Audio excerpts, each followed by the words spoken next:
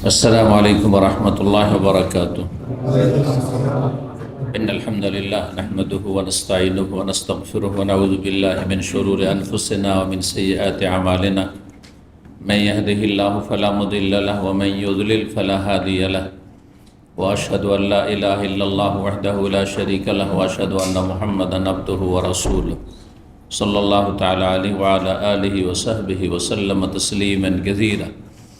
أما بعد فقد قال الإمام البخاري رحمه الله تعالى: باب من انتظر حتى تدفن. قال حدثنا عبد الله بن مسلمة قال قرأت على ابن أبي ذئب عن سعيد بن أبي سعيد المقبري عن أبيه أنه سأل أبا هريرة رضي الله تعالى عنه قال: سمعت النبي صلى الله عليه وسلم. وحدثنا أحمد بن الشبيب بن سعيد قال حدثني أبي قال حدثنا يونس قال ابن شهاب وحدثني عبد الرحمن الأعرج أن أبا هريرة رضي الله عنه قال قال رسول الله صلى الله عليه وسلم: من شهد الجنازة حتى يصلي فله قيرات ومن شهد حتى تدفن كان له قيراتان. قيل وما القيراتان؟ قال مثل الجبلين العظيمين. সম্মানিত ভাতৃমণ্ডলী, আল্লাহ রাব্বুল আলামিনের প্রশংসা এবং প্রিয় নবী সাল্লাল্লাহু আলাইহি সাল্লামের উপর সালাত ও সালামের পর আজ সোমবার 29শে রবিউল সানি 1445 হিজরি মোতাবেক 13ই নভেম্বর 2023 আমাদের ধারাবাহিক আলোচনা সহিহুল বুখারীর জানাজার পর্ব নম্বর 10। ইমাম বুখারী রাহিমাহুল্লাহর এই জানাজার পর্বের অধ্যায় নম্বর হচ্ছে 58। বলছেন বাবু মান ইনতাজার হাত্তা দুদফান। এই অধ্যায় হচ্ছে এমন কোনো ব্যক্তি সম্পর্কে যেই ব্যক্তি শুধু জানাজা পড়ে চলে যায় না, বরং সে অপেক্ষা করে। মান ইনতাজারা, যে অপেক্ষা করে, হাত্তা তুদফানা, দাফন হওয়া পর্যন্ত বা দাফন করা পর্যন্ত, অর্থাৎ দাফনেও শরিক হয়, জানাজায় শরিক হয়, তারপরে দাফনেও শরিক হয়। যদি এই দুটোই কাজ করে তাহলে তার ফজিলত কি? এর পূর্বের যে অধ্যায় ছিল তাতে জানাজার অনুসরণ বা জানাজায় উপস্থিত হওয়া এটি মুসলিমের হক, এবং জানাজায় কেউ যদি শরিক হয় আর শুধু জানাজার সলাত পড়ে চলে আসে, ফালাহু কিরাতুন, সে এক কিরাত নেকি পাবে। এই হাদিস আবু হুরায়রা রাদিয়াল্লাহু তাআলা আনহু থেকে বর্ণিত। এই হাদিস সম্পর্কে আব্দুল্লাহ বিন উমর রাদিয়াল্লাহু তাআলা আনহুমার জানা ছিল না। সাহাবা ইকরামদেরও তাহলে সব কিছুই জানা থাকবে এমনটা ছিল না, কারণ তখন জানার সোর্স এত সহজ ছিল না। আর নবী সাল্লাল্লাহু আলাইহি সাল্লাম বিভিন্ন সময় যে দিনের কথা আলোচনা করে, সব আলোচনায় সবাই উপস্থিত থাকবে আর সব কথাই জানা থাকবে, সেটাও সম্ভব ছিল না। যদি সাহাবাই কেরামগণ কোনো সুন্নাহ সম্পর্কে, মাসলা মাসাইল সম্পর্কে না জানা থেকে যেতে পারেন, তাহলে তারপরে উলামায়ে কেরাম, আইম্মায়ে কেরাম বা আলেমরা হতেই পারে, আলেমদের ভুল হতেই পারে। কিন্তু আলেম যদি যোগ্য হন আর ইচ্ছা করে ভুল সাধারণত করেন না যোগ্য আলেমরা, ইজতিহাদে যদি ভুল হয় তাহলে এক নেকি পেয়েছেন, আর যদি সঠিক কথা বলে থাকেন তাহলে 2 নেকি পেয়েছেন, যেমন নবী সাল্লাল্লাহু আলাইহি ওয়াসাল্লাম হাদিসে রয়েছে, স্পষ্ট হাদিস। ইজাজতাহাদাল মুজতাহিদ, কোনো মুজতাহিদ, কোনো দক্ষ আলেম যদি মেহনত পরিশ্রম করে মাসলা বলে আর তার আসাবা, তারপরে সঠিক সিদ্ধান্তে উপনীত হইতে পারে, ফালাহু আজরান, তাহলে 2 নেকি, দ্বিগুণ নেকি। একটা সঠিক ফতোয়া দিতে পারল, আরেকটি হচ্ছে ইজতিহাদ, মেহনত করলো, চেষ্টা করল। ওয়াইজাজতাহাদা, আর চেষ্টা করলো, ফাআখতা, কিন্তু মাসলায় ভুল হয়ে গেল, সেটি কোরআন সুন্নাহর যে সঠিক মাসলা তার অনুকূলে হইল না, হতে পারে। ফালাহু আজরুন ওয়াহিদ, তার এক নেকি রয়েছে, আজরুল ইজতিহাদ, সে চেষ্টা করেছে।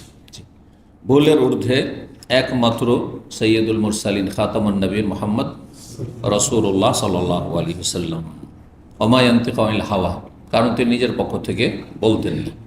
ইন হুয়া ইল্লা ওয়াহয়ুন ইউহা, তার কাছে ওহী আসত। কোনো ইমাম, কোনো সাহাবী, কারো কাছে ওহী আসেনি। ওহীর দরজা বন্ধ হয়ে গেছে, নবী সাল্লাল্লাহু আলাইহি ওয়াসাল্লাম চলে গেছেন, ওহীর দরজা বন্ধ হয়ে গেছে। জানা ছিল না ওনার। ভাবছেন এত বড় নেকির কথা, হ্যাঁ, ওহদ পাহাড়ের সমান নেকি শুধু জানাজা পড়েই।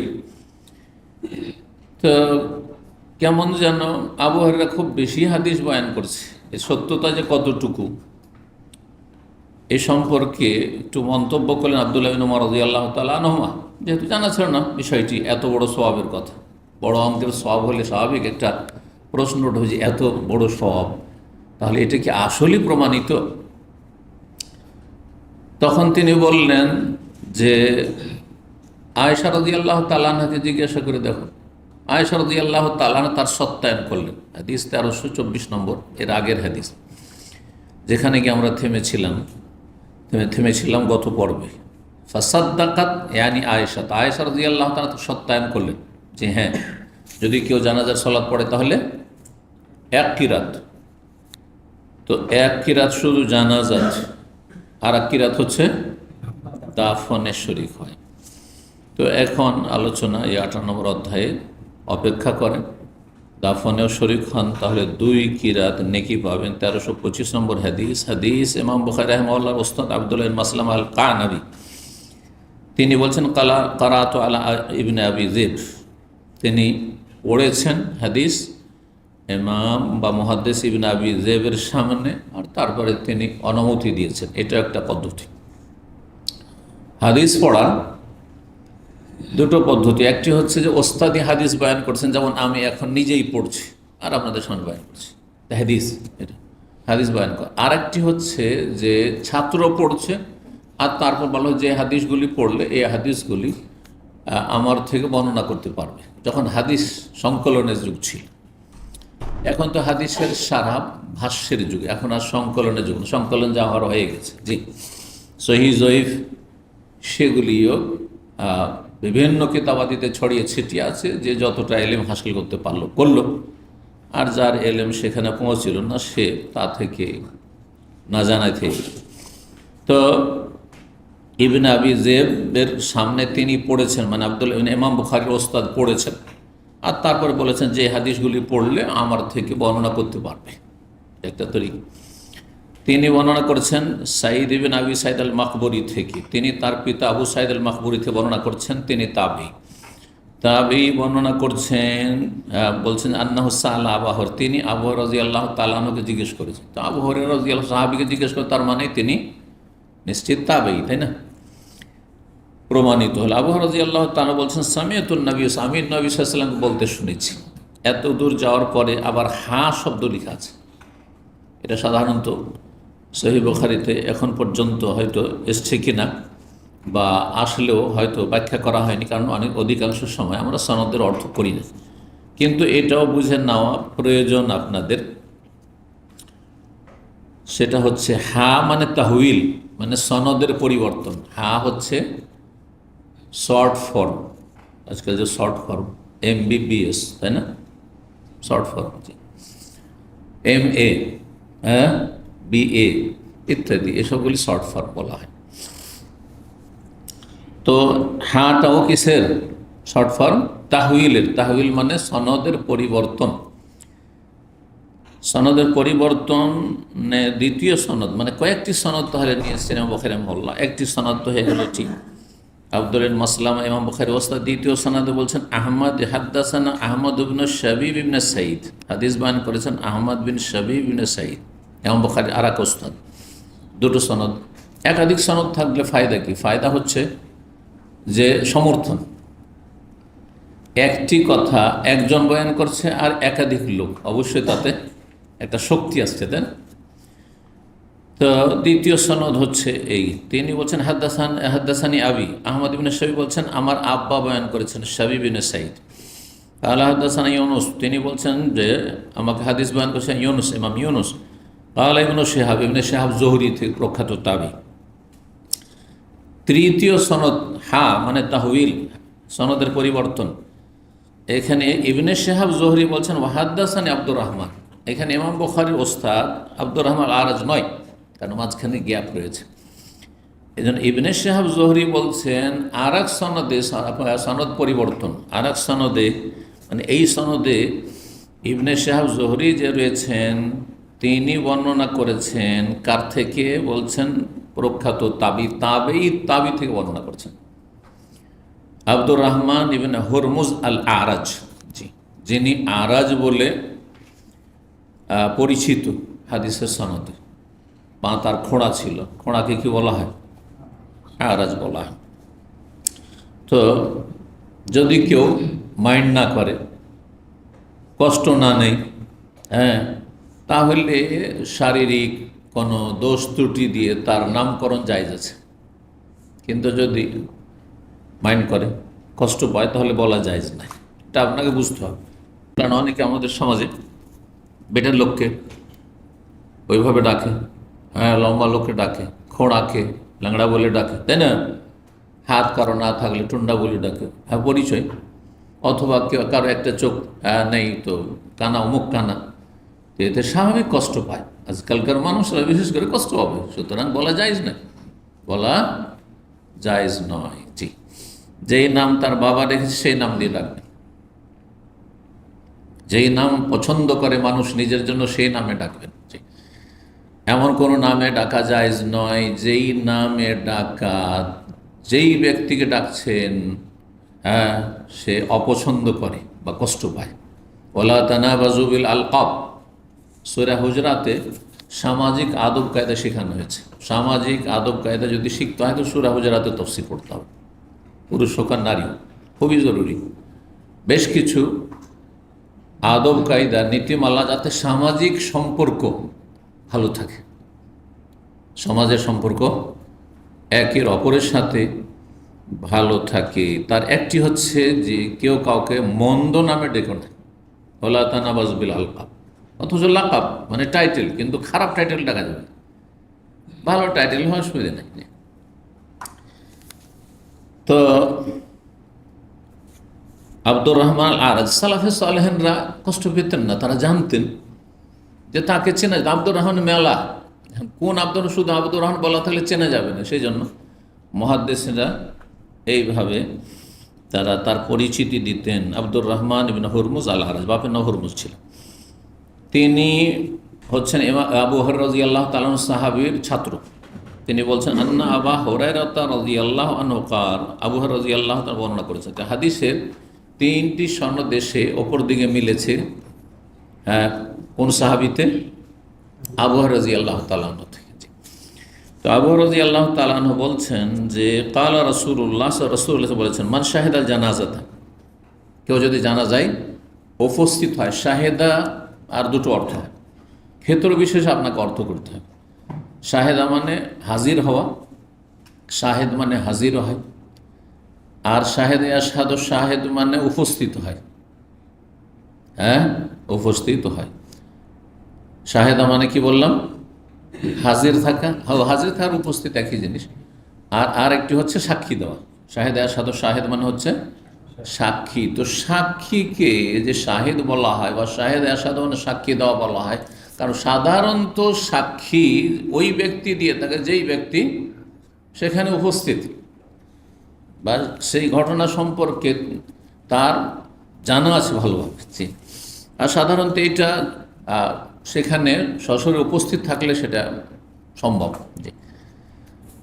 তো বলছেন মান শাহিদাল জানাজাতা, যেই ব্যক্তি জানাজায় উপস্থিত হলো। তাহলে এখানে যদি কেউ অর্থ কর মানে শাহেদা যায়, জানাজায় সাক্ষী দিল, অর্থ হবে ভুল হয়ে যাবে। তার এখানে কিছু লাগিয়ে দেন, বারবার আওয়াজ করছে। হাত্তা ইউসাল্লিয়া, তার সলাত আদায় করা পর্যন্ত। হাত্তা ইউসাল্লিয়া মারুফের সেগা মানে সে সলাত আদায় করলো, জানাজা উপস্থিত হলো, সলাত আদায় করলো। বা হাত্তা ইউসাল্লাহ, সলাত আদায় পর্যন্ত মজহুল পড়া যেতে পারে। ফালাহু কিরাতুন, তার জন্য এক কিরাত রয়েছে নাকি।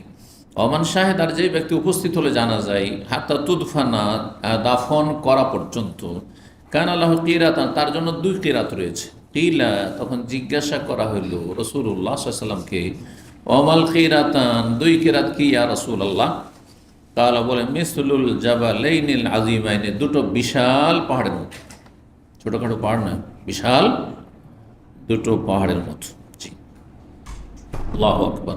এই নেকিগুলোকে আমরা হালকা মনে করছি, হালকা মনে করছি আমরা, অথচ অল্পতে অনেক নেকি তাতে রয়েছে। 59 নম্বর অধ্যায় বলছেন বাবু সলাতি সিবিয়ানে মান্নাসে আলাল জানাইজ। এই অধ্যায় হচ্ছে জানাজায় লোকজনের সাথে অপ্রাপ্ত বয়স্কদের সলাত আদায় করা। আর নাবালক ছেলেরাও জানাজায় বড়দের সাথে শরীক হতে পারবে। ইমাম বুখারী রাহিমাহুল্লাহ বলতে চাইছেন যে বাচ্চাদেরকে জানাজার সলাতে উপস্থিত হতে দেবেন না, অথবা তাড়িয়ে দেবেন, অথবা পেছনে সরিয়ে দেবেন, এটা শরীয়ত না। বরং তারা তরবিয়ত নেবে, এবং তাদের দোয়া বরং অনেক সময় বেশি গুরুত্বপূর্ণ, কারণ তারা নাবালক। হ্যাঁ, নাবালক হচ্ছে মাসুম। হ্যাঁ, তাদের পকড়াও হয় না সাধারণত। তারা যদি কোনো ভুল করে আর সেই ভুলের ক্ষেত্রে গাফিলতি থাকে বাবা মায়ের, তাহলে তারা গুনাহগার হবে। এখনও তাদের আমল নামায় নেকি গুনাহ, নেকি হবে আর নফল, যদিও ফরজ হয়নি শরীয়তের বিধিবিধান, কিন্তু গুনাহ চাপবে না যদি কোনো গুনাহ তাদের থেকে হয়ে যায়, কারণ জানে না গুনাহ সম্পর্কে, তারা শরীয়তের মোকাল্লাফ হয়নি। জি, তো বাচ্চাদেরকেও জানাজার সালাতে উপস্থিত হতে দিতে হবে। বলছেন 1326 নম্বর হাদিস, হাদিসের বর্ণনাকারী সাহাবী হচ্ছেন আব্দুল্লাহ বিন আব্বাস রাদিয়াল্লাহু তাআলা আনহুমা। তিনি বলছেন আতা রাসূলুল্লাহ সাল্লাল্লাহু আলাইহি ওয়াসাল্লাম কবরান, রাসূলুল্লাহ সাল্লাল্লাহু আলাইহি ওয়াসাল্লাম একটি কবরের কাছে আসলেন। ফাকালু, তখন লোকেরা বলল হাযা দোফেনা ও দোফেনাতিল বারিহা, এই পুরুষ অথবা এই নারীকে দাফন করা হয়েছে গত রাতে। আল বারিহা, গত রাত। গত রাতে কি করা হয়েছে? দাফন করা হয়েছে। পুরুষ অথবা নারী কেন বলা হলো? কারণ বর্ণনাকারীর সন্দেহ রয়েছে। অন্য হাদিস আসছে সামনে যে সেই মহিলা অথবা পুরুষ কানাত তাকুমুল মসজিদা, বা কানা ইয়াকুমুল মসজিদা, মসজিদ নববীর ঝাড়ুদার ছিল। হ্যাঁ, এখানে এখনও শব্দটি কিন্তু ইয়াকুম্ম থেকে গোমামা বলছেন না? ডাস্টবিনকে কি বলা হচ্ছে? কমামা, আসলে কাফ দিয়ে, কিন্তু কাফকে তো গ বলে, এই জন্য আকুল্লাকে আগুল্লাক বলছেন না। তো জি, কুলকে গুল গুল বলছেন না। তো এটা মাতৃভাষা আর কি, মাতৃভাষা আমাদের আছে। আমিকে হামি বলা, পানিকে হানি বলা, সালাকে হালা বলা। হ্যাঁ, তাই না? প্রথমত যখন হালা শুনতাম তো হালা খালা থেকে এলো না শালা থেকে এলো, আমি সন্দেহ পড়ে যেতাম। তারপরে শিখলাম যে হ্যাঁ, আঞ্চলিক ভাষা। তো আরবদের মধ্যে এরকম রয়েছে, মাতৃভাষা প্রতিটি ভাষাতে রয়েছে। আঞ্চলিক ভাষা, আঞ্চলিক ভাষা কোনো শুদ্ধ ভাষা নয়। যথাসাধ্য শুদ্ধ ভাষায় কথা বলার চেষ্টা করবে, এটা হচ্ছে যোগ্যতার প্রমাণ। এটা হচ্ছে যোগ্যতার প্রমাণ। প্রতি অঞ্চলে আঞ্চলিক ভাষা আছে, যেমন আপনাদের আছে, আমাদের সবার আছে, কিন্তু যোগ্যতা হচ্ছে যে আপনি যেই ভাষায় কথা বলছেন সেই ভাষার শুদ্ধ ভাষায় কথা বলবেন। ঘরের বাইরে কথা বলবেন, ঘরে ঠিক আছে, বেবির সাথে, মায়ের সাথে, বাবার সাথে ঠিক আছে। তো রাসূলুল্লাহ সাল্লাল্লাহু আলাইহি ওয়াসাল্লাম একটি কবর কাছে আসলেন, আর তারপরে সাহাবীরা বললেন ইয়া রাসূলুল্লাহ, একে গত রাতে দাফন করা হয়েছে। কালা ইবনে আব্বাস, আব্দুল্লাহ ইবনে আব্বাস রাদিয়াল্লাহু আনহু বলছেন ফাসাফাফনা খালবাহু, রাসূলুল্লাহ সাল্লাল্লাহু আলাইহি ওয়াসাল্লাম কবর সামনে করে জানাজার সালাত শুরু করলেন। কবর সামনে করে মাইয়াতকে দাফন করা হয়ে গেছে, গত রাতে জানাজা পড়ছেন। সাহাবী ইবনে আব্বাস, তার সাথে আরও কেউ আছেন, পেছনে কাতার লাগালেন নবী সাল্লাল্লাহু আলাইহি ওয়াসাল্লাম ইমাম, আর পেছনের কাতারে লেগে গেলেন কে? ইবনে আব্বাস রাদিয়াল্লাহু তাআলা আনহুমা। ফাসাফাফনা খালবাহু সুম্মা সাল্লা আলাইহা, তারপর রাসূলুল্লাহ সাল্লাল্লাহু আলাইহি ওয়াসাল্লাম সেই মাইয়াতের জানাজার সালাত আদায় করলেন। এই হাদিস দ্বারা প্রমাণিত হলো, এবং এর আগে ইমাম বুখারী অধ্যায় কায়েম করেছেন যে কবরে দাফনের পরেও যারা জানাজা পায়নি তারা জানাজা পড়তে পারবে। হাদিস দ্বারা প্রমাণিত, পড়তে পারবে, এতে আপত্তির কোনো কিছু নেই। যদি কেউ আপত্তি করে তাহলে সে হাদিস পর আমল করছে না। বাকি কথা হলো কতদিন পর্যন্ত পারবে, এই ক্ষেত্রে তখন ওলামায়ে ইজতিহাদি ইখতিলাফ রয়েছে।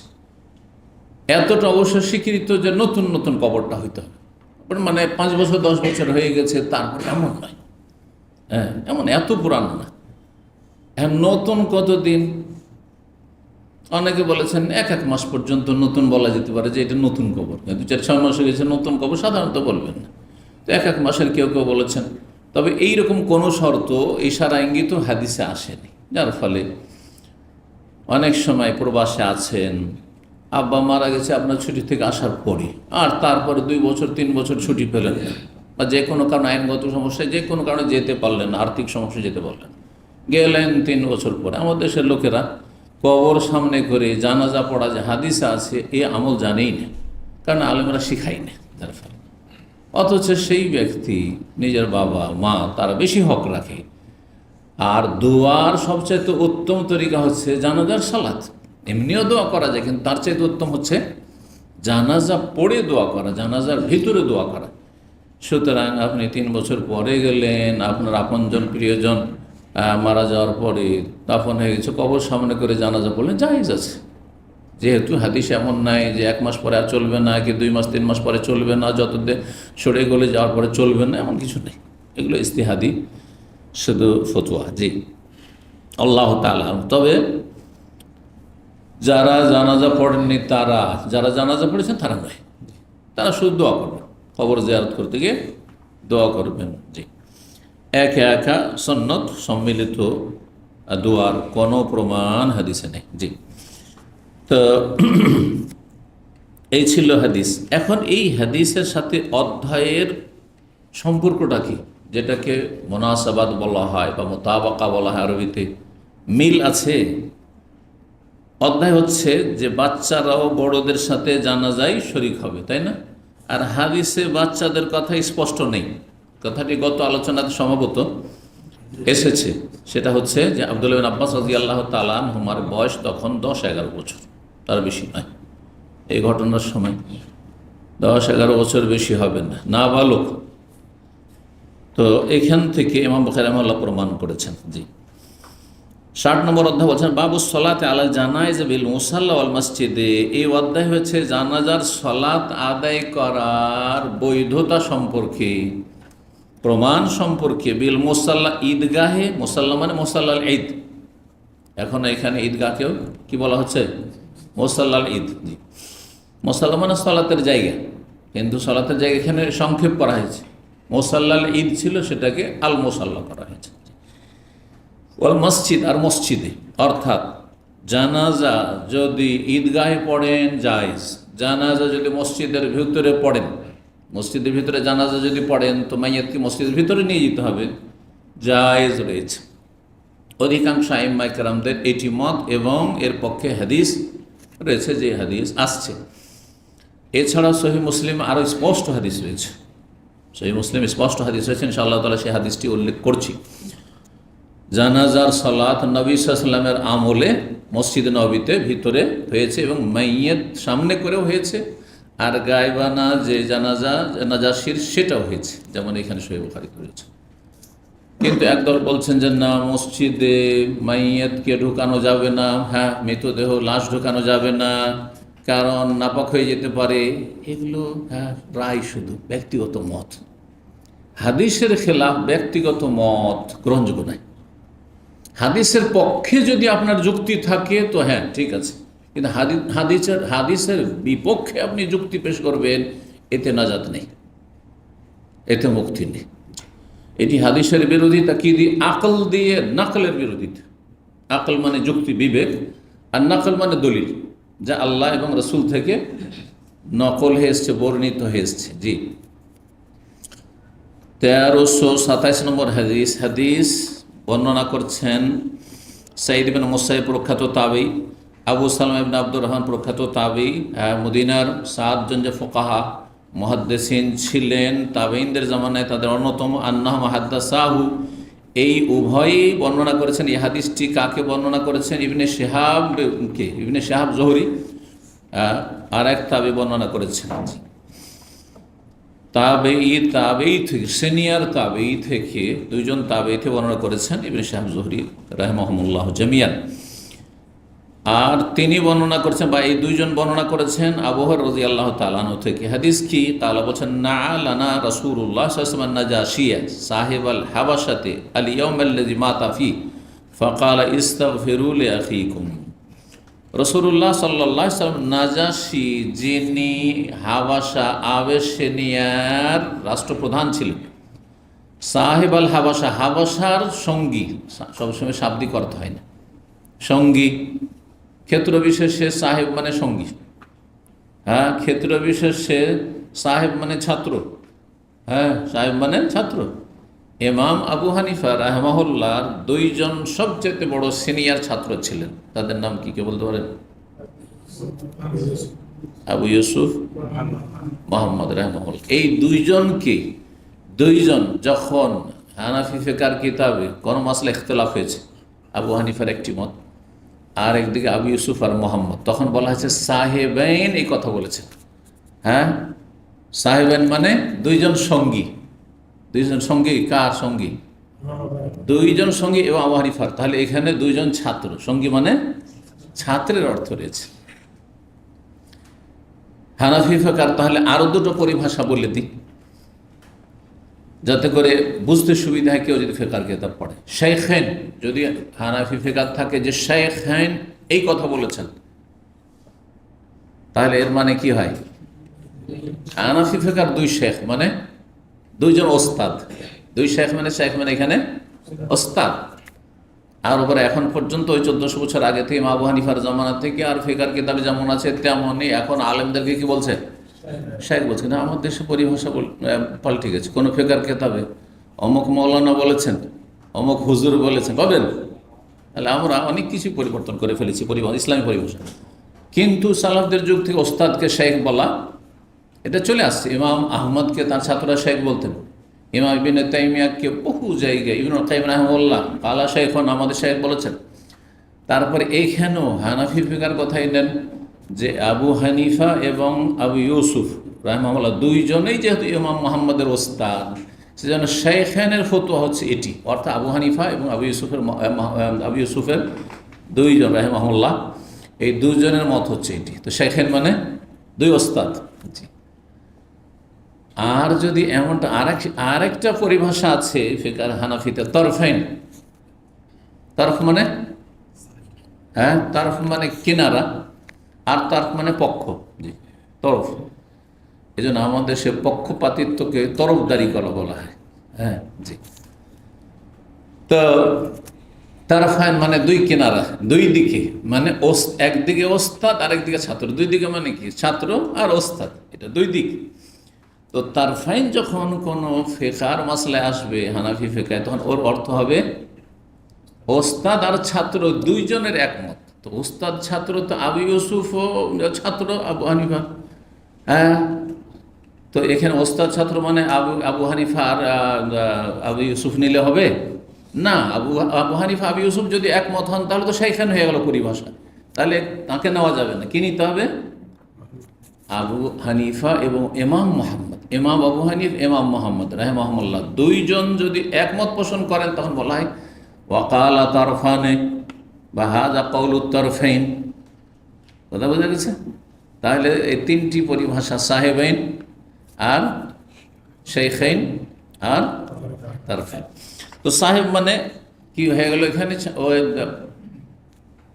সাহেব মানে ছাত্র। তাহলে সাহেব মানে ছাত্র। নবী সাল্লাল্লাহু আলাইহি ওয়াসাল্লামের সাহাবায়ে কেরাম এই অর্থে সাহাবা, নবী সাল্লাল্লাহু আলাইহি ওয়াসাল্লাম ছাত্র, সব সহচর সঙ্গীও আবার ছাত্র, সফর সঙ্গীও সাহেব, রোমের সঙ্গীও সাহেব। যদি আর আজকাল আরবিতে অন্য ভাষা চলে এসেছে, জমিল, হ্যাঁ, রুমমেট, ক্লাসমেট, হ্যাঁ, কলিগ ইত্যাদির ক্ষেত্রে জমিল শব্দ চলে এসেছে, কিন্তু এগুলো নতুন শব্দ, যদিও আরবিতে আছে। তো যাই হোক, কি বলছিলাম? হাদিসে রয়েছে সাহেব আল হাবাসা। সাহেব মানে এখানে তাহলে শাসক, সাহেব মানে প্রধান, হ্যাঁ, রাষ্ট্রনায়ক। যিনি হাবাসা রাষ্ট্রনায়ক, রাজা, বাদশাহ ছিলেন, মালিকের অর্থে এখানে কিং, বাদশাহ ছিলেন এবং খ্রিস্টান ছিলেন, তিনি গোপনে গোপনে ইসলাম গ্রহণ করেছিলেন। যেহেতু ইসলাম প্রকাশ করা সম্ভব ছিল না, জাতিকে ইসলামের দাওয়াত দিলেন, হ্যাঁ, খুব হেকমতের সাথে, কিন্তু জাতি একবারে কট্টর। অনেক সময় রাজাও পারে না, হ্যাঁ, সরকার চাইলে সব পেরে নেবে, সব পারবেও না, অনেক সময় চেষ্টা করে, অনেক সময় পারে না। অনেক সময় চেষ্টাই হয়তো হয় না যথাযথ, কিন্তু অনেক সময় চেষ্টা করেও পারে না। তিনি চেষ্টা করেছেন দেশবাসীকে হেদায়েত করার জন্য বা ইসলামের কথা তাদের সামনে পেশ করার জন্য, কিন্তু তিনি দেখলেন যে তাদের মন মানসিকতা এমন যে যদি আমি বলি যে তোমরা ইসলাম গ্রহণ করো আর না করো, আমি করে নিলাম, তো আমাকে শেষ করে দেবে, রাজত্ব তো যাবে, জীবনটাই যাবে। তখন তিনি ভিতরে ভিতরে লুকিয়ে কলিমা পড়ে তিনি নিজের ইমান ইসলাম গোপনে পালন করছিলেন। কিসের জন্য? যাতে রাষ্ট্রীয় ক্ষমতা থেকে শুধু পদচ্যুত হওয়া নয়, বরং প্রাণ নাশের সম্মুখ যেন সম্ভাবনা না থাকে। আল্লাহু আকবার। তো রাসূলুল্লাহ সাল্লাল্লাহু আলাইহি ওয়াসাল্লাম জানতে বললেন যে মারা গেছে। সামনে হাদিসে আসছে যে তার নাম ছিল আসহামা, হাদিস নম্বর 1334।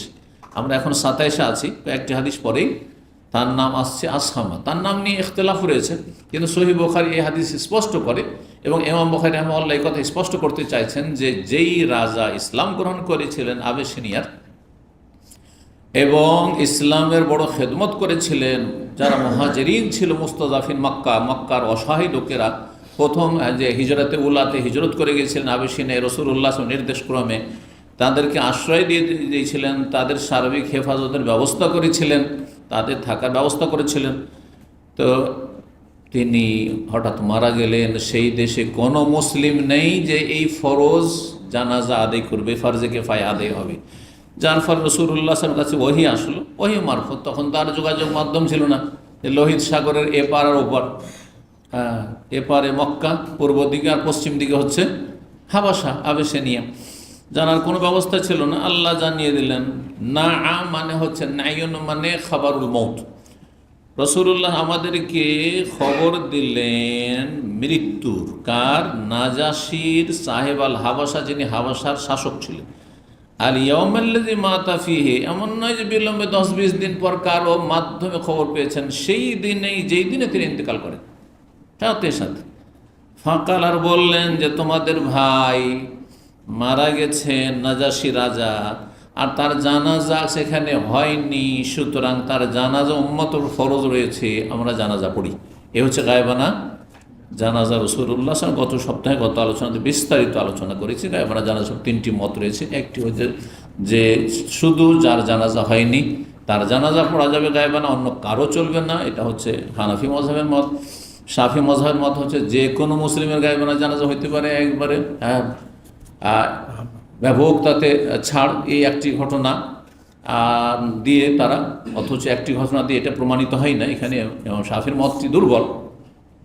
মাঝামাঝি মত ইমাম আহমদ, ইমাম মালিক, অনেক ওলামা মুহাদ্দিসিনদের, সেটা হচ্ছে বিশিষ্ট ব্যক্তি যার দ্বারা দিন ইসলামের খেদমত হয়েছে, তার রাষ্ট্রীয় ক্ষমতা দিয়ে অথবা এলেম দিয়ে, বড় বড় আলেম, তাদের গায়বানা জানাজা পড়া যেতে পারে। জি, এই 3টি মত। আল্লাহু তাআলা আলাম এ বিষয়ে। তো কি বললেন রাসূলুল্লাহ সাল্লাল্লাহু আলাইহি ওয়াসাল্লাম? বললেন ইস্তাগফিরু লিআখিকুম, তোমাদের ভাইয়ের জন্য কি করো? ক্ষমা প্রার্থনা করা, দোয়া করা। মাইয়েতের জন্য ইস্তেগফার করা, দোয়া করা, এটি হচ্ছে জানাজার সলাতের উদ্দেশ্য, জানাজার নামাজের উদ্দেশ্য। এই জন্য তাতে তৃতীয় তাকবীরের পরে জানাজার দোয়া পড়া হয়। আল্লাহুম্মা গফির হাইয়ানা ওয়া মাইয়াতানা ওয়া শাহিদানা ওয়া গায়িবানা ওয়া সগীরানা ওয়া কাবীরানা ওয়া যাকারিনা ওয়া উনসানা। আল্লাহুম্মা মান আহইয়াতাহু মিন্না ফাআহইহি আল ইসলাম ওয়া মান তাওয়াফাইতাহু মিন্না ফাতাওয়াফাহু আলাল ঈমান। আল্লাহুম্মা লা তাহরিমনা আজরাহু ওয়া লা তাফতিননা বা'দাহু, কোন কোন রিওয়ায়াত ওয়া লা তুদিল্লানা বা'দাহু। কার কার মুখস্থ আছে জানাজার দোয়া? মাশাআল্লাহ। ব্যাস 3টা-4টা হাত উঠলো মনে হচ্ছে, হ্যাঁ 5টা। তো এইরকম যদি হয় তাহলে জানাজা কি করে পড়েন? শুধু ব্যাস, হ্যাঁ, শুধু ইফতাদাই তো বিহাযাল ইমাম, ব্যাস। কি দোয়া করলেন তাহলে আপনি আপনার মুসলিম ভাইয়ের জন্য? ফরজে কিফায়া। জানাজার দোয়া অবশ্যই মুখস্থ করতে হবে। জানাজার এই দোয়া পড়া ওয়াজিব, এটা যে সুন্নাত। কমপক্ষে একটি দোয়া পড়া উচিত, একাধিক দোয়া কিন্তু এই মর্মে বেশ কিছু দোয়া রয়েছে। বিস্তারিত যে জানাজার আমার পর্বগুলি আলোচনা আছে বিষয়ভিত্তিক অথবা ফিকহুল ইবাদতে আলোচনা আছে, তাতে আমি প্রায় অনেকগুলি দোয়া তাতে উল্লেখ করেছি।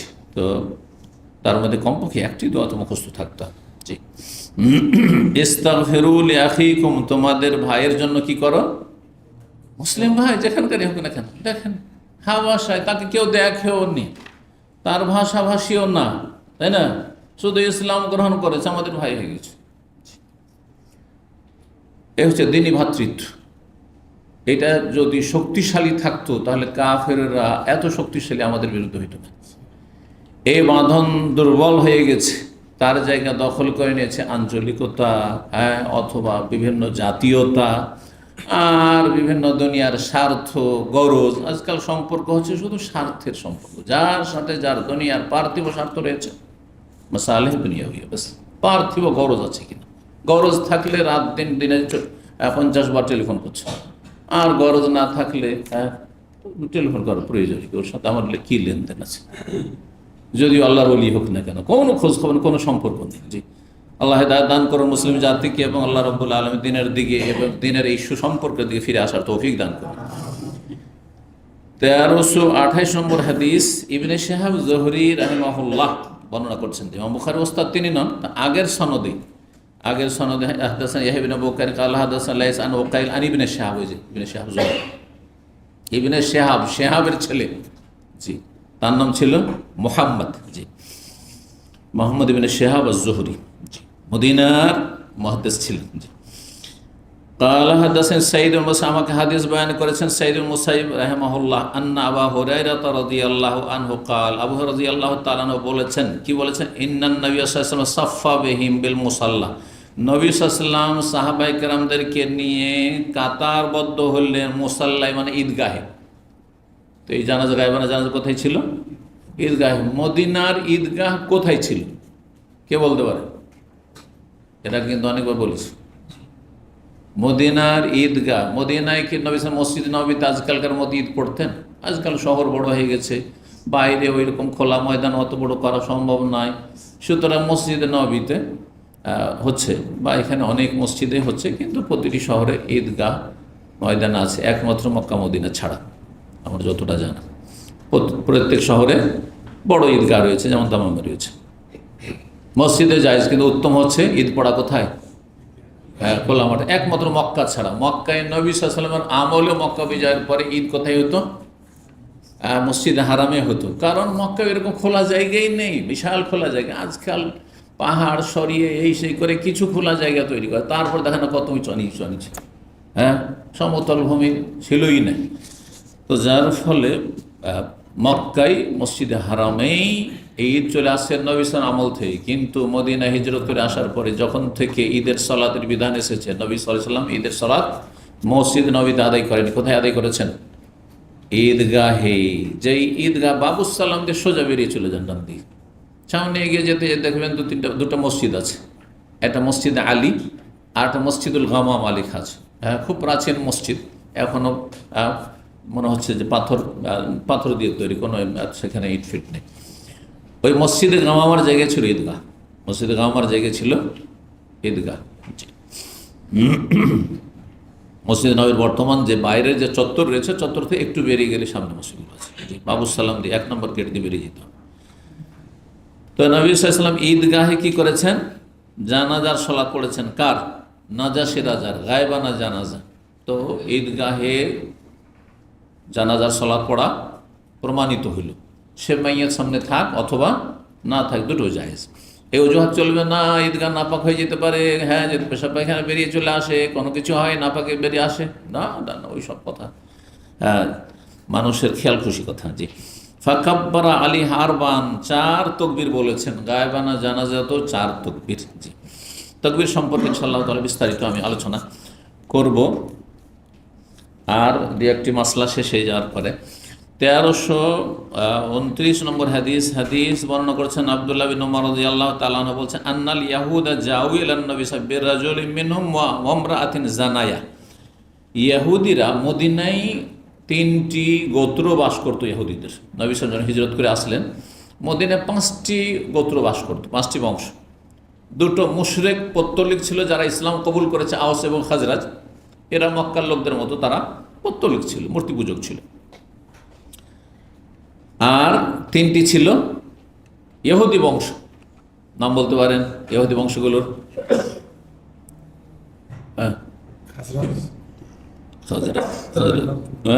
খাজরাজ তো এরা ওই আনসারি হলেন, মুশরিক ছিলেন। হ্যাঁ, জাকির, বনু নাজির,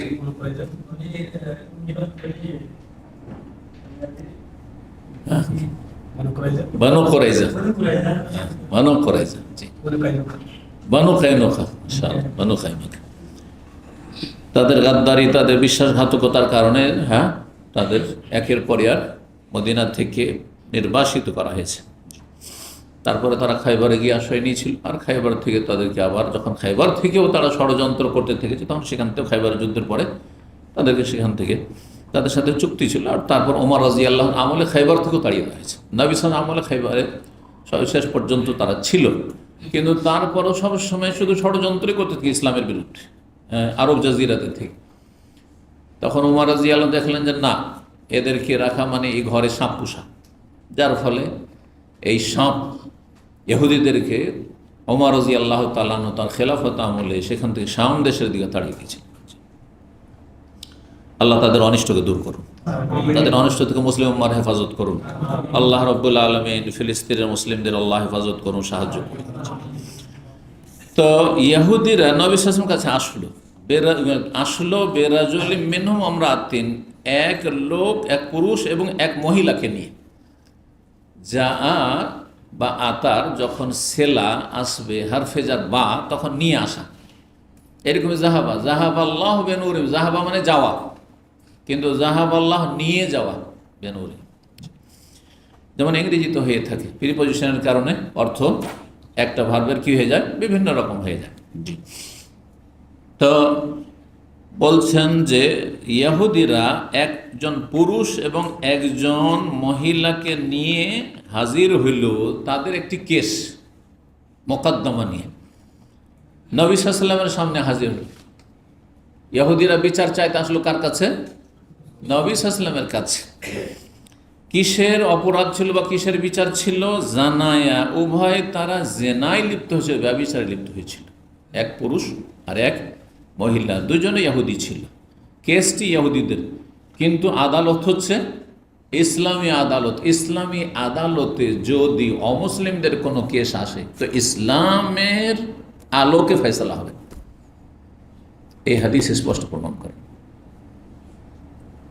আজকালকার ওই সব দেশ বাদ দেন, যে দেশে মানব রচিত বিধান যে যেমন আসছে, বা তাদের পার্সোনাল ল আছে হয়তো অমুসলিমদের, আর তাদের সংখ্যালঘু হইলেও তাদের পার্সোনাল ল আছে, সেটা ভিন্ন বিষয়। কিন্তু ইসলামিক আদালতে যখন কোনো কেস আসবে, তখন সেখানে তাদের ধর্ম দিয়ে ফয়সালা হবে না, ফয়সালা হবে কি দিয়ে? ইসলাম দিয়ে। কারণ আমাল্লাম ইয়াহকুম বিমা আনজালা ফাউলাইকা হুমুল কাফিরুন, আল্লাহর নাজিলকৃত বিধান দিয়ে যদি ফয়সালা না হয়, একজন মুসলিম মানুষের তৈরি করা বিধান দিয়ে ফয়সালা করে, সে হয় কাফের, আর না হলে সে জালেম, আর না হলে ফাসিক। তিন ক্যাটাগরি একটা তো অবশ্যই করবে। মানব রচিত বিধান দিয়ে, মানুষের তৈরি করা আইন দিয়ে কেউ যদি বিচার করে, তাহলে তিনেরই এক অবশ্যই, আর না হলে এই ময়দানে ঢোকা যাবে না। আপনি ঢুকিয়েন না এই ময়দানে, দূরে থাকেন, বেঁচে থাকেন এখান থেকে, যাতে করে এই পাপগুলি থেকে, অন্যায় থেকে আপনি বেঁচে থাকতে পারেন। আপনি জালেম হবেন আল্লাহর কাছে, না হয় ফাসিক হবেন, না হয় কাফের। যদি বলেন যে ইসলাম এখন অচল, হ্যাঁ কোরআন শুধু মসজিদে, কোরআনের আদালতে চলবে না, পার্লামেন্টে চলবে না, তাহলে কাফের। আর যদি চলবে ঠিক আছে, কিন্তু দুটোই সমান, তবু কাফের। কোরআনের সাথে আল্লাহর বিধানের সামনে মানুষের বিধান সমান করবে, তাহলে তো কাফের, সেটাও কাফের। বেশ কয়েকটি অবস্থা রয়েছে। শেখ বিন বাজ রাহিমাহুল্লাহর ওস্তাদ ছিলেন, আর সৌদি আরবের প্রভাবশালী আলেম ছিলেন, জি, বড় ফকি এবং মুহাদ্দিস ছিলেন মোহাম্মদ বিন ইব্রাহিম আলী শেখ। তার একটি কিতাব রয়েছে তাহকিমুল কাওয়ানিদ, ছোট্ট পুস্তক, কিন্তু খুব গুরুত্বপূর্ণ, সম্ভবত বাংলায় অনুবাদ হয়েছে। তো তাতে তিনি ৬-৭টি অবস্থা লিখেছেন, কখন জালেম, কখন ফাসিক, কখন কাফের। ইসলামের আইনের বাস্তবায়ন হওয়া উচিত, কিন্তু আমি পারছি না, কারো চাপে পারছি না। যেমন এখন অনেক দুর্বল শাসকরা রয়েছেন, তারা দেশে হয়তো পারছেন না, কারণ অন্যদের কাছে দুর্বল, তাহলে তখন ফাসিক, গুনাহগার। কাফের বলা যাবে না, তার ঢালাওভাবে কাফের বলা যাবে না। কিন্তু এক শ্রেণীর লোকেরা এই চরমপন্থা অবলম্বন করছে, মানবরুচিত বিধান মানে কাফের, কাফের না, সবাই না। তার অবস্থা আল্লাহ জানছে না সে জানছে। আর যদি ঘুষ খেয়ে এই ব্যক্তির হক ওই ব্যক্তিকে দিয়ে দিয়ে, জমি জায়গার ঝগড়া অথবা কোনো টাকা পয়সার ঝগড়া, যে পাবে, যার ন্যায্য অধিকার রয়েছে তাকে না দিয়ে আরেকজনকে দিয়ে দিল ঘুষ খেয়ে, তাহলে সে জুলুম করলো না? জালেম।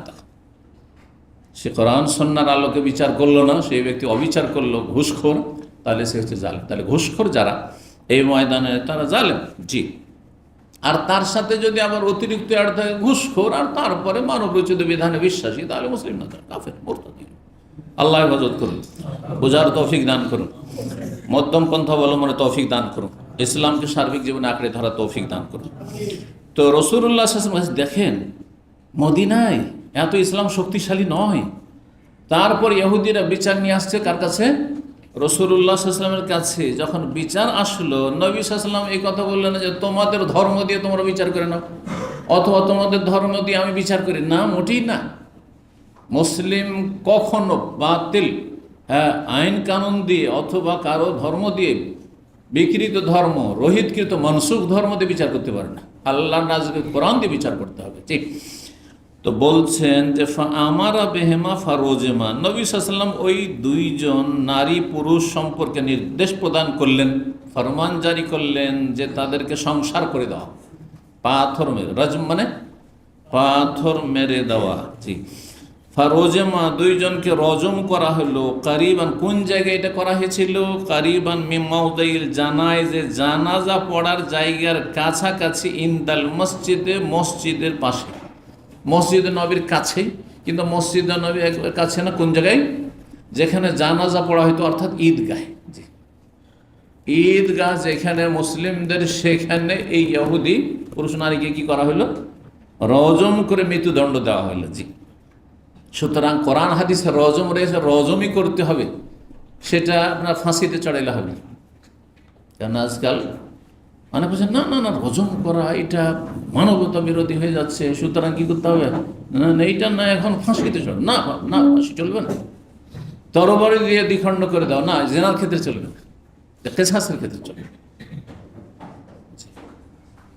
কিন্তু জেনার ক্ষেত্রে কি করতে হবে? বিবাহিতা হইলে রজম করতে হবে, জি।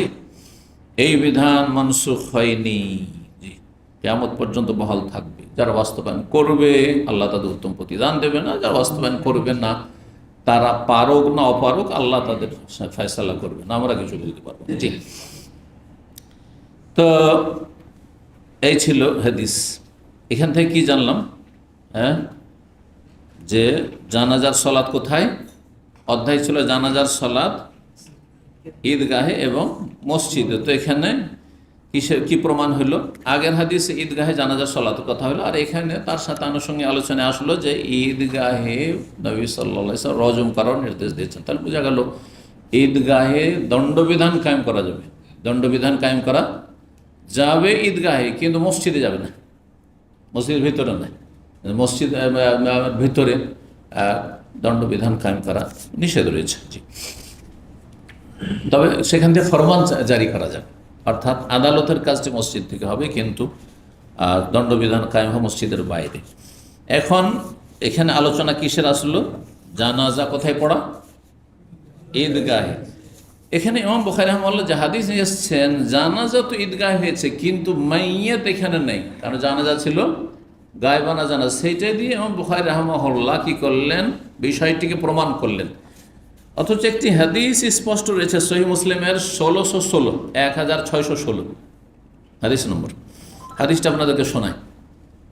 সেই হাদিসটি ইমাম বুখারী রাহিমাহুল্লাহর যে শর্ত হাদিস গ্রহণের বা হাদিস সহিহ বুখারীতে নিয়ে আসার, সেটি ইমাম মুসলিমের শর্তের চাইতে শক্ত, কড়া শর্ত, যার ফলে অনেক হাদিস সহিহ মুসলিমে আছে উচ্চমানের সহিহ, কিন্তু ইমাম বুখারী সেটিকে গ্রহণ করতে পারেননি, কারণ আমার কন্ডিশনে শর্তে আসে না এই হাদিসগুলি। তো এই হাদিসটি ঠিক ওই রকম।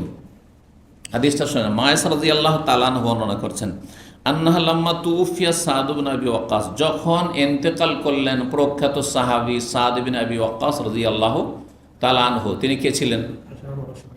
আশরায়ে মুবাশশারার অন্যতম 10 জন যে সাহাবী জান্নাতের সুসংবাদ প্রাপ্ত, তাদের একজন। নাম বলতে পারেন তাদের কেউ? দেখি আপনাদের একটি পরীক্ষা নিই।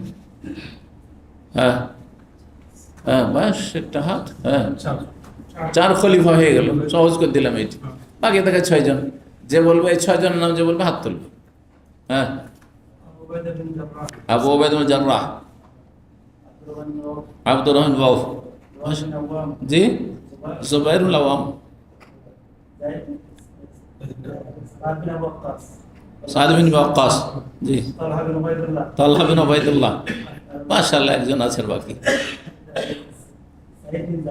সাঈদ ইবনে যায়েদ ইবনে আমর ইবনে নফেল, জি, ওমর রাদিয়াল্লাহু তাআলা, হ্যাঁ, কে?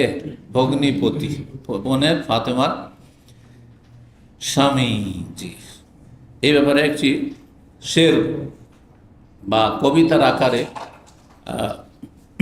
আমি এর আগে শুনিয়েছি, এক সময় স্বল্পতার সাথে যাচ্ছি না। তো 10 জনের মধ্যে একজন হচ্ছেন, 10 জন শুধু জান্নাতের সুসংবাদ প্রাপ্ত সাহাবায়ে কেরাম, জান্নাতের সুসংবাদ প্রাপ্ত না।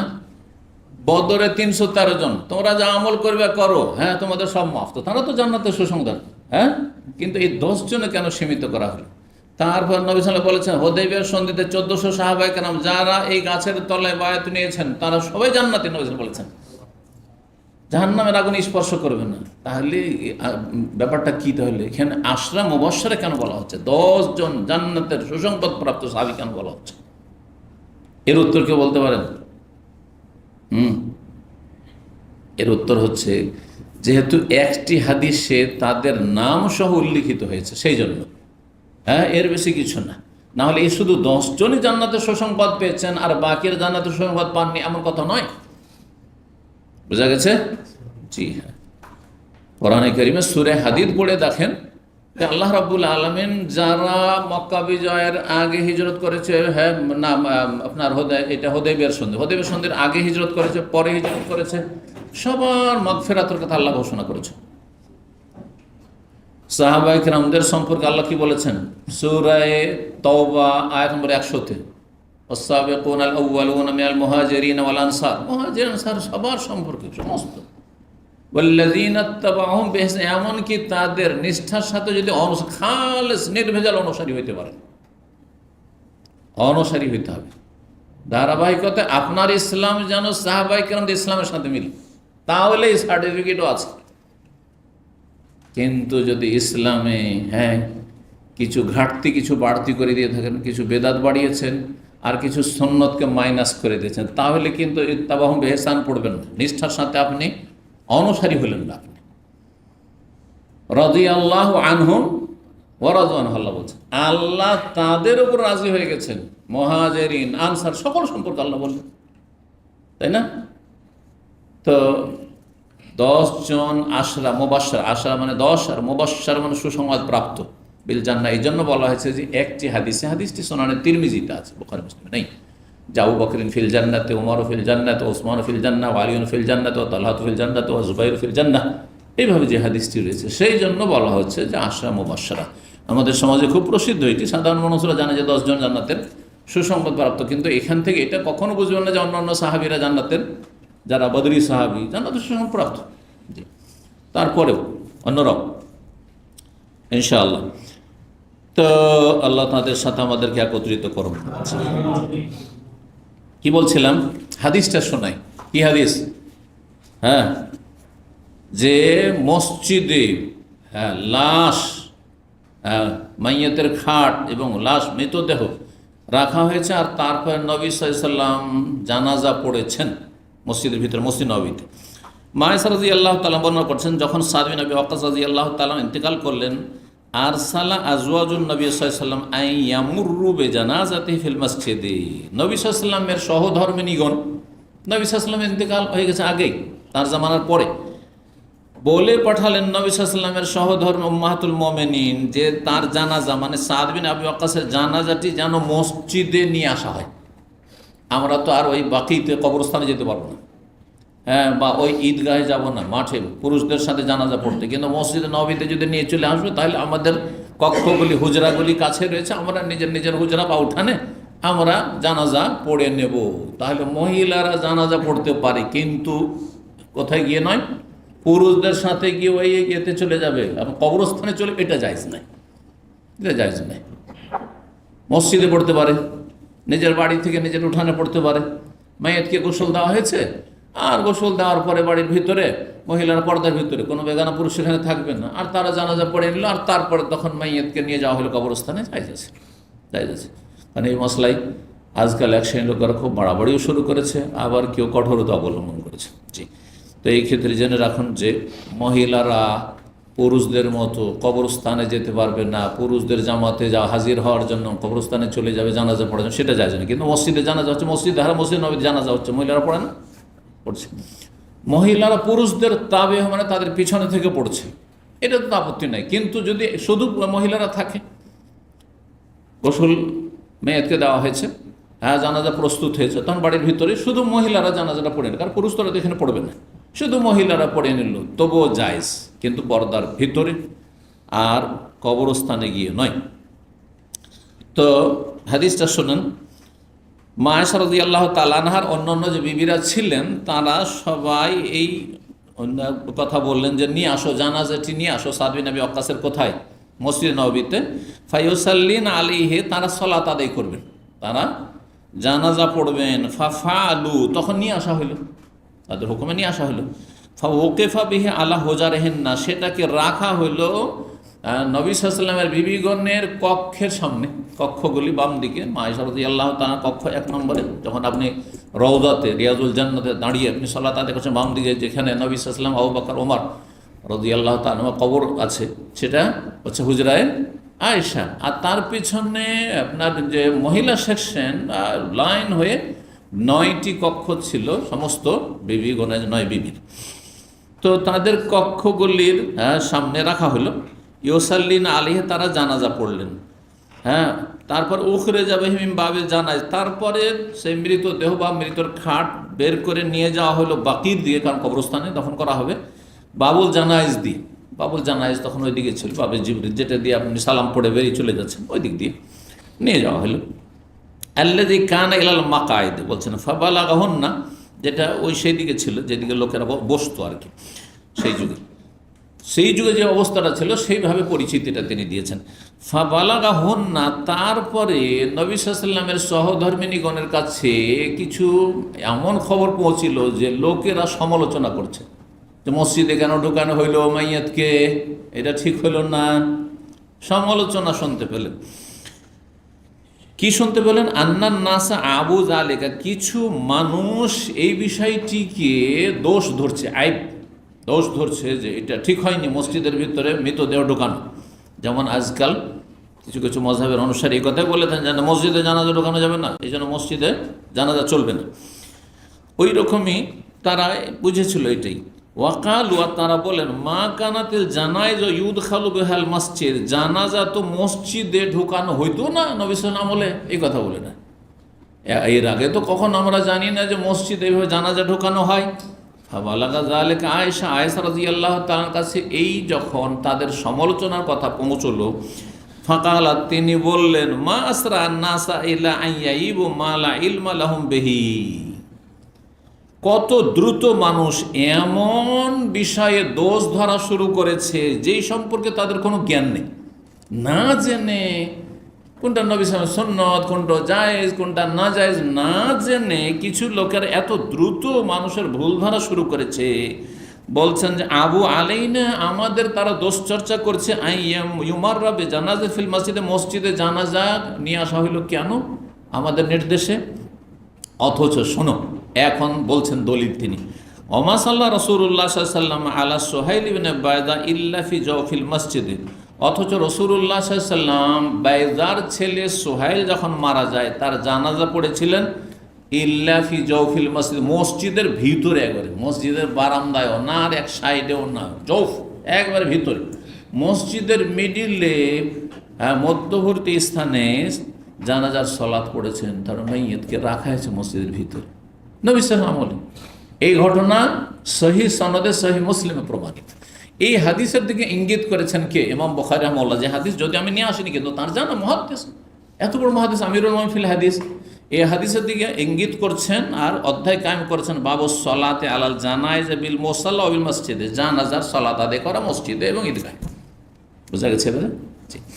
সুতরাং অধিকাংশ জমহুর আলেমারা বলছেন যে কোনো আপত্তি নেই, মাকরু নয়, নাজাইজও নয়, কিছুই নয়, মসজিদে জানাজা জায়েজ, মসজিদে মৃতদেহ আর মৃতের খাট নিয়ে আসা জায়েজ প্রয়োজন। কিন্তু কেউ যদি বাইরে জায়গা থাকে আর বাইরে পড়ে সুবিধা হয় তাহলে ঠিক আছে। সৌদি আরবে এখন বাইরে এরকম জানাজা পড়ার পরিবেশ নেই। সুতরাং এখানে কি হচ্ছে, কয়েকটি মসজিদে, দামামের কয়েকটি মসজিদে জানাজা সালাত হচ্ছে। জানা আছে আপনাদের যারা হয়তো এই জানাজায় যান। যেমনটা বললাম যে হাদিস সহিহ মুসলিমের 1616 নম্বর হাদিস।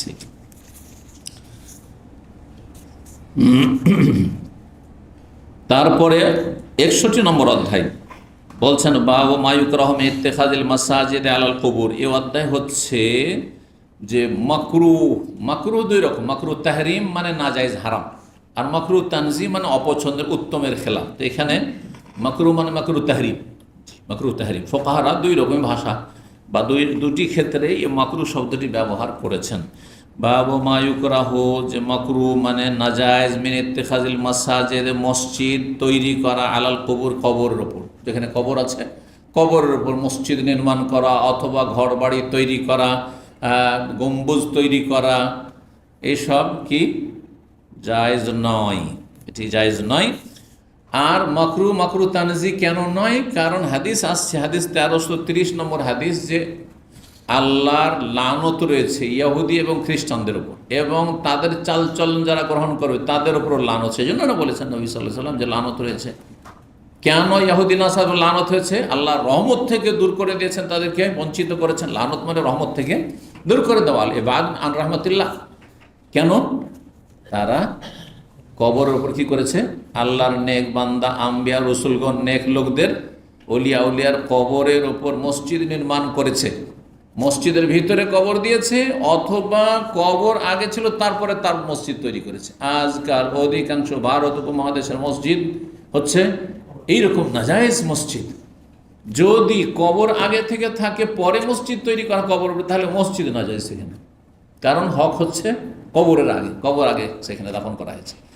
যদি আগে থেকে মসজিদ থাকে তো মসজিদের হক, সুতরাং সেখানে দাফন করা নাজায়েজ হারাম কাজ হচ্ছে, লানতের কাজ হয়েছে, দুটোইতে লানত রয়েছে। যদি এমনটা যে মসজিদ আগে থেকে ছিল, তাহলে কবর সেখান থেকে বের করে দিয়ে সরিয়ে দিয়ে উঠিয়ে কবরস্থানে দাফন করা ফরজ। আর যদি এর বিপরীতটা হয়, তার মানে কবর আগে ছিল তারপরে মসজিদ নির্মাণ করা হয়েছে, তাহলে কবর আসল হচ্ছে কবর থাকবে, সুতরাং মসজিদ ভেঙে ফেলে দেওয়া ফরজ। সেই মসজিদ জায়েজ না, এবং এইরকম মসজিদে সালাত আদায় করাও জায়েজ না। যেই মসজিদের ভিতরে বারান্দায় ডানে বামে কবর রয়েছে, এক হোক একাধিক হোক, সেসব মসজিদে সালাত আদায় করা জায়েজ নয়। আল্লাহ হেদায়েত দান করুন। তো এই ক্ষেত্রে হাদিস একটি নিয়ে এসেছেন, আর একটি আসার নিয়ে এসেছেন, অর্থাৎ সালাফদের যুগে একটি ঘটনা ঘটেছিল যেটি আপত্তিকর ঘটনা। তাহলে সেই যুগেও সাহাবায়ে কেরামদের যুগে না, সালাফদের যুগ বলতে সাহাবায়ে কেরাম, তারপরে তাবেঈন, তারপরে তাবেঈন। তো সাহাবায়ে কেরামদের যুগে সাহাবীরা তো বিদআতে লিপ্ত হননি, কিন্তু খারিজিদের, জঙ্গিদের বিদআত, তারপরে শিয়াদের বিদআত তো আলী রাদিয়াল্লাহু তাআলার পরে শুরু হয়েছে। তখন অনেক সাহাবায়ে কেরাম বেঁচে ছিলেন। আর প্রাথমিক অবস্থায় যদিও বিদআত শুরু হয়েছে, কিন্তু বিদআত শুরু হয়েছে কার মধ্যে? তাবেঈনদের মধ্যে। তাহলে তাবেঈনরা দুই ভাগে, তাবেঈন আলা বিইহসান, নিষ্ঠার সাথে যারা অনুসারী, মানে নির্ভেজাল রাসূলুল্লাহ সাহাবায়ে কেরামদের অনুসারী। আর যারা কিছু বিদআতে লিপ্ত হয়েছে, তারা নিষ্ঠার সাথে অনুসারী নয়, তারা এখান থেকে ছাঁটাই হয়ে যাবে, যারা বিভিন্ন বিদআতে লিপ্ত হয়েছে। তো বলছেন এই ক্ষেত্রে ওয়ালাম্মা মাতাল হাসান ইবনে আলী রাদিয়াল্লাহু আনহুম, যখন মারা গেল হাসান বিন আলীর ছেলে, অর্থাৎ আলী রাদিয়াল্লাহু তাআলা আনহুর ছেলের ছেলে, জি পৌত্র, জি নাতি, আর কোন কোন অঞ্চলের ভাষা হচ্ছে পোতা। কথা বোঝা গেছে না? যাতে করে বোঝা যায় যে ছেলের ছেলে না মেয়ের ছেলে। তো পৌত্র যখন, দেখেন হাসান, তার বাবার নাম হাসান আর তার বাবার নাম হচ্ছে আলী। আলী রাদিয়াল্লাহু তাআলা আনহুর দুই ছেলে, এক ছেলের নাম হচ্ছে হাসান, আরেক ছেলের নাম হচ্ছে হোসেন। যদি আরেক ছেলে মহসেন ছিলেন, কিন্তু জানেন না আপনারা, না প্রসিদ্ধ হাসান হোসেন শুধু, কারণ নবী জীবদ্দশায় এই দুজন যেহেতু ছিল। তো যাই হোক, এই দুজনের নাম, আর ওই মহসেন ছোট ছিল। তো হাসান বিন আলী, আলী রাদিয়াল্লাহু তাআলা আনহুর ছেলে যে হাসান, পঞ্চম খলিফা রাশেদ। আলী রাদিয়াল্লাহু তাআলা আনহুর পরে খলিফা হয়েছিলেন হাসান রাদিয়াল্লাহু তাআলা। কয় মাসের জন্য? 5-6 মাসের জন্য। আর তারপরে দেখলেন যে আমার খেলাফতিতে থাকাটা বড় ফিতনার কারণ হবে, কারণ অনেকটা দূরত্ব তৈরি হয়েই গেছে মুআবিয়া রাদিয়াল্লাহু তাআলার সাথে আব্বার। যদিও আলী রাজের আমলে মুআবিয়া রাদিয়াল্লাহু তাআলা খেলাফতের দাবিদার ছিলেন না, কিন্তু সমস্ত ইজতিহাদি ইখতিলাফ যে আগে ওসমানের খুনের বদলা নিতে হবে, এটা ছিল দাবি, ছিল যে আমি নিকটাত্মীয় যেহেতু। আর আলী রাদিয়াল্লাহু তাআলা বলেন আগে আনুগত্য করো, বায়াত করো, তারপরে খুনিদেরকে খোঁজ করা হবে। যাই হোক, ইজতিহাদে একজন সঠিক সিদ্ধান্তে আলী রাদিয়াল্লাহু আর একজনের সিদ্ধান্ত ভুল ছিল। তারপরে যখন হাসান আসলেন, তো হাসান বয়সের দিক থেকে মুআবিয়া রাদিয়াল্লাহু ছোট। মুআবিয়া রাদিয়াল্লাহু তাআলা আনহু খানিকটা দূরত্ব চলে এসছে। যখন দেখলেন যে এই অবস্থায় আমার খেলাফতে না থাকাটাই ভালো, বুঝছেন, নিজের তানাজুল করে দিলেন। তানাজুল শব্দটা আপনারা আজকাল বুঝেন, সেই জন্য তানাজুল বললাম। হাদিসে বা সিরাতের ক্ষেত্রে তানাজুল শব্দটি, তানাজুল মানে কি?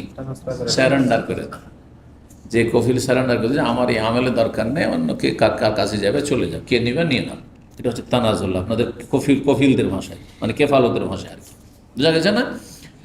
আর সেখানে তানাজুল মানে আপনার হক আপনি কাউকে ছেড়ে দিচ্ছেন, আপনার হক আপনি ছেড়ে দিচ্ছেন কাউকে, যে কোনো হক হোক, এটা আসলে আরবি ভাষায় তানাজুল। স্ত্রী যদি বলে যে আমি আলহামদুলিল্লাহ, আমাকে যথেষ্ট আল্লাহ ধন দৌলত দিয়েছেন আমার বাবার থেকে, আমি তোমার কাছে, স্বামীকে বলছো তোমার কাছে ভরণ পোষণ নেব না, আমার বাবার বাড়িতেই থাকবো, আমি ওখানে খাবো দাবো, তোমার কাছে কিছুই চাইবো না, তানাজুল করলো, জায়েজ আছে। কথা বোঝা গেছে?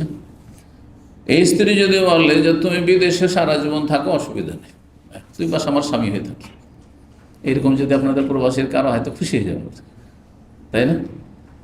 আর যদি বলে যে না, এইভাবে থাকা চলবে না, না হলে আমার গুনার সম্ভাবনা রয়েছে, তাহলে এইভাবে 2 বছর 3 বছর থাকা যায় না, অনুমতিক্রমে থাকতে হবে। জি, তো যাই হোক, আল্লাহ সহজ করুন। তো হাসান বিন আলী রাদিয়াল্লাহু তাআলা ছেলের নাম হাসান ছিল। এখানে আর একটা জিনিস লক্ষণীয়, যে সালাফদের যুগে, সাহাবায়ে কেরাম, তাবেঈনদের যুগে বাপ বেটা, আর তার নিচেও পরম্পরা একই নাম থাকতো। বাপের নাম হাসান, ছেলের নাম হাসান। এখানে দেখলেন না, হাসানের ছেলের নাম কি? হাসান। আজকাল কেউ যদি রেখে দেয়, আমার মতো লোক যদি রাখে, তবুও আমাদের বাঙালি জাতি, এমনকি আমাদের সহি আকিদ ভাইরা বলবো আর কোনো নাম পাই না, ঘুরে ফিরে ওইটাই নাম, বাপ বেটার একই নাম, অথচ দেখেন কোনো আপত্তি নাই, মাকরু তানজিও না, উত্তমের খেলাফও না, জায়েজ। সালাফদের তো অনেক রয়েছে। সহিহ মুসলিমের বর্ণনাকারী ইমাম মুসলিমের ওস্তাদ রয়েছে মোহাম্মদ বিন মোহাম্মদ। এইখানে আর তার চাইতে বেশি প্রমাণ যে এখন তাবেঈন, তাবেঈ সাহাবীর ছেলে, সাহাবী হাসান, সাহাবী আলী রাদিয়াল্লাহু ছেলে, আর সাহাবীর ছেলে তাবেঈ হাসান।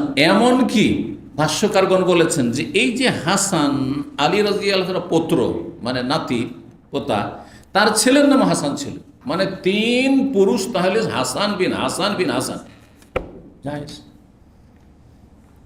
আরবরা বাপ বেটা, আজকাল আরবরা বাপ বেটার নাম একই তো রাখে না, কিন্তু দাদার নামটা রাখে। বিশেষ করে আরবদের মধ্যে একটা ট্রেডিশন আছে, বিশেষ করে বাপ যদি মারা যায়, বাপ মারা গেছে, তো তাকে স্মরণ রাখার জন্য তারা কি করে, ছেলের নাম বাপের নাম রেখে দেয়, যাতে করে বাড়িতে আমার আব্বার নামটা বারবার করে নেওয়া হয়, আর স্মরণে থাকে। তাহলে মানুষ ধীরে ধীরে ভুলে যাবে। মানুষ আপনজন প্রিয়জনকে কতদিন আর স্মরণ করে, 2-4-6 মাস একটু শোক থাকে, আর স্মরণ করে, দোয়া করে, তারপর 5 বছর 10 বছর দাদার জন্য কয়জন দোয়া করছে, আমাদের দাদার জন্য আর নানার জন্য ভুলে গেছে, শেষ। 50 বছর আগে যারা মারা গেছেন, আপনার নেক মানুষের অনেকে দোয়া করেন না, আমভাবে করছেন হয়তো, কিন্তু আল্লাহ আমার নানাকে মাফ করে দাও, তো আমার নানিকে মাফ করে দাও, তো আমার দাদাকে মাফ করে দাও, 40 বছর আগে মারা গেছে, কে আছে? আলেমদেরকে ভুলে যাচ্ছেন, বড় বড় আলেমদেরকে ভুলে যাচ্ছে। জি, 2-4 বছর 5 বছর তাদের এলেম থেকে কিছুটা উপকৃত হইলেন, মনে রাখলেন, তারপরে ভুলে গেলেন যে ওস্তাদ ছিলেন, দুনিয়া থেকে চলে গেছেন, ভুলে গেলেন, তারপর আর দোয়ার করছেন নাই হয়তো, ঠিক না? তো নামটা থাকলে স্মরণে আসবে। তো এই জন্য আরবরা নাম রাখে এখন। তো চলেন, কি বলছেন? এই হাসান মারা গেল। কোন হাসান? পৌত্র হাসান, নাতি হাসান, হাসান বিন আলীর ছেলে হাসান মারা গেল। যখন মারা গেল, হ্যাঁ, সাবালক মানুষ, বিয়ে করেছে, সেই যুগে অল্প বয়সেও বিয়ে হইতো, সাবালক হলেই বিয়ে হয়েছে, আজকালকার মতো না যে পায়ে দাঁড়াইতে দাঁড়াইতে ভাই 40, আর যতদিন পায়ে দাঁড়ানি বিয়েও করবে না, তাই না?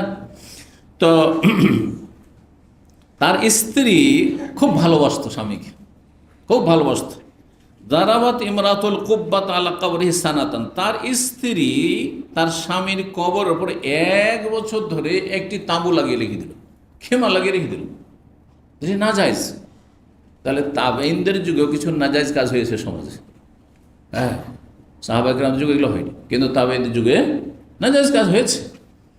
ভালো পরিবারও নাজায়েজ কাজ হইতে পারে। কত সুন্দর পরিবার, হ্যাঁ, আলী রাদিয়াল্লাহু তাআলা ছেলের ছেলে হাসান মারা যাচ্ছে, আর তার স্ত্রী এই কাজ করছে। হাসান রাদিয়াল্লাহু তাআলা যদি সেই সময় বেঁচে থাকতেন, তাহলে তার ঘরের বৌমা, আজকালকার ভাষা সহজভাবে বোঝানোর জন্য কি, হাসান রাদিয়াল্লাহু তাআলা হ্যাঁ বৌমা, জি, তিনি এই ভুল কাজ করলেন। 1 বছর ধরে খিমা লাগে, তামু লাগে রেখে, কিসের ওপর? কবর ওপর ছায়া করে, যে আমার স্বামীর সম্মানার্থে আমি কি করব, খিমা লাগিয়ে রেখে দেব। আর সেখানে তিনি ধর্ণা দিতেন। স্বামীর ভালোবাসায় এত পাগলের পাগল যে ওখানে ধর্ণা দিতেন, ওই খেমাতে অবস্থান করতেন। সুম্মা রুফিয়া, তারপরে সেই তাঁবুটি বা খেমাটি সরিয়ে দেওয়া হইল, যে কোনোভাবে সরানো হোক, সরিয়ে দেওয়া হইল। ফাসামা উসাইহান ইয়াকুল, তারপরে আশেপাশের জনগণরা শুনতে পেল একজন আহ্বানকারী বা একজন চিৎকারকারীকে, একজনের আওয়াজ শুনতে পেল। একটা যেন গাইবী আওয়াজ আছে, কাউকে দেখতে পাচ্ছেন, একটা গাইবী আওয়াজ হতে পারে এটা কখনো কখনো। যদি সেই যে আওয়াজটা পাচ্ছেন সেটা যদি ভালো কথা হয়, শরীয়তে স্বীকৃত, তাহলে নেবেন। আর যদি শরীয়ত বিরোধী কোনো গাইবী আওয়াজ পেয়েছেন, সেটা বিশ্বাস করে, এটা হারাম। ইসলামী শরিয়ার সাথে, কোরআন হাদিসের সাথে সাংঘর্ষিক না। এমন একটা গাইবী আওয়াজ, ইবলিশ শয়তান মেলা চেলা আছে, আপনাদের বাড়িতে এসে আওয়াজ দিচ্ছে যে তোমরা শাহজালাল বাবার মাজারে যাও, হ্যাঁ, খাজা বাবার মাজারে যাও। চলে যাবেন নাকি? যে গাইবী আওয়াজ এসছে, আমাদেরকে ডাক দিয়েছে, আল্লাহ ডাক দিয়েছে না? এইভাবে তো গুমরা হচ্ছে মানুষ, ঠিক আছে? শয়তান গুমরা করছে না। কিন্তু যদি বলে আসসালাত, গাইবী আওয়াজ আসছে, আপনার সালাত ফরজ, হ্যাঁ, ফজরে আপনি যাচ্ছেন না, গাফিলতি করছেন, দৌড় দেন, হ্যাঁ, এটাকে পজিটিভ হিসাবে নেবেন যে আল্লাহর পক্ষ থেকে এসেছে। সে আল্লাহর কোনো বান্দা, সে জিন মমিন জিন হইতে পারে, আবার ফেরেশতার আওয়াজ হইতে পারে। জি, তো যাই হোক, একজন আহ্বানকারীর আহ্বান শুনল, সে চিৎকার করে বলছে, সাহাইয়াসিও মানে উচ্চ স্বরে কথা বল বা চিৎকার করা। কি বলল? বলছে আলা হাল ওয়াজাদু মা ফাকাদু, আচ্ছা শোনো, তারা যা হারিয়েছে তা কি পেল?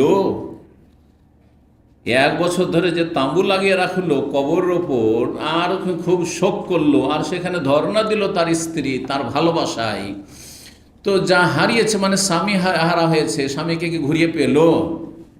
আওয়াজ আসছে গায়েব থেকে। তখন আর একজন গায়েব থেকে, অদৃশ্য থেকে তার উত্তর দিচ্ছে, ফাজাবাহু আখার, দ্বিতীয় ব্যক্তি, আর একজন ব্যক্তি তার উত্তর দিচ্ছে গায়েব থেকে, বাল ইয়ায়েসু ফানকাল, বরং তারা নিরাশ হয়েছে, আর ফানকাল, নিরাশ হয়ে বাড়ি ফিরেছে। হ্যাঁ, যেই ভালোবাসায়, যে আবেগে, যে আশায়, যে স্বামীর মায়াতে, হ্যাঁ, তাকে ফিরিয়ে তো পায়নি, 1 বছর ধরে ধর্ণা দিল আর ক্ষমা লাগিয়ে রাখলো, কিন্তু লাভ কিছু হলো না, নিরাশ হয়ে বাড়ি ফিরেছে। কাজটা ভালো করেনি, নাজায়েজ কাজ করেছে। ইমাম বুখারী রাহিমাহুল্লাহ এই আসার নিয়ে এসে প্রমাণ করলেন যে কাজ এটি জায়েজ নাই, মাকরুহ তাহরিম। তারপরে হাদিস দেখেন আরও স্পষ্ট, যাতে লানত রয়েছে। আর কাবিরা গুনাহ ছাড়া লানত হয়নি, সাগিরা গুনাহতে কোনো হাদিসে লানত নেই। কাবিরা গুনাহার সংজ্ঞায় বলা হয়েছে যে কোনো গুনার ক্ষেত্রে যদি আল্লাহ লানত থাকে, রসুলের লানত থাকে, তো সেটা কাবিরা গুনাহ। যেমন সুদখোর, সুদখোর লানত আছে না নেই? লান আল্লাহ আকেলা রেবা মোকেলাহু ওয়া কাতিবাহু ওয়া শাহিদাইহি, যে সুদ খাবে, সুদ খাওয়াবে, সুদ লেনেওয়ালা, সুদ দেনেওয়ালা এবং সুদের ক্লার্ক, যে লেখক, সুদি কার্যক্রম, চাকরি বাকরির সাথে, সুদি প্রতিষ্ঠানের সাথে জড়িত কাতেব তারা সেখানকার, আর যারা সাক্ষী থাকবে সবাই সওয়া, নবী সবাই কাবিরা গুনাহ, তা লানত তাদের উপর।